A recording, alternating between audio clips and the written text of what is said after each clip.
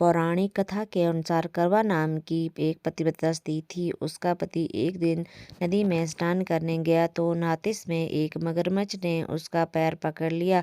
उसने अपनी पत्नी करवा को सहायता के लिए बुलाया। करवा के सतीत्व में काफी बल था।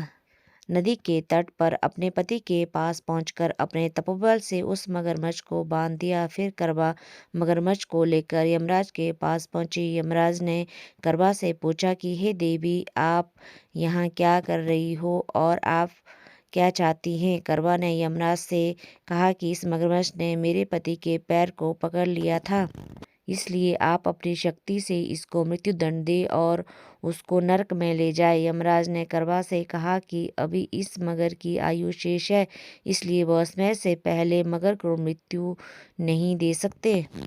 इस पर करवा ने कहा कि अगर आप मगर को मारकर मेरे पति को चिरायु का वरदान नहीं देंगे तो मैं अपने तपोबल के माध्यम से आपको ही नष्ट कर दूंगी। करवा माता की बात सुनकर यमराज के पास खड़े चित्रगुप्त सोच में पड़े, क्योंकि करवा के सतीत्व के कारण ना तो उसको श्राप दे सकते थे और ना ही उसके वचन को अनदेखा कर सकते थे।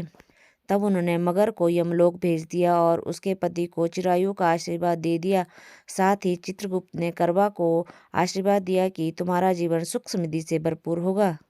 चित्रगुप्त ने कहा कि जिस तरह तुमने अपने तपोबल से अपने पति के प्राणों की रक्षा की है, उसमें मैं बहुत प्रसन्न हूँ। मैं वरदान देता हूँ कि आज की तिथि के दिन जो भी महिला पूर्ण विश्वास के साथ तुम्हारा व्रत और पूजन करेगी, उसके सौभाग्य की रक्षा मैं करूँगा।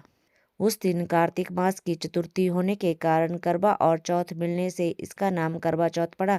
इस तरह माँ करवा की पहली महिला है जिन्होंने सुहाग की रक्षा के लिए न केवल व्रत किया बल्कि करवा चौथ की शुरुआत भी की।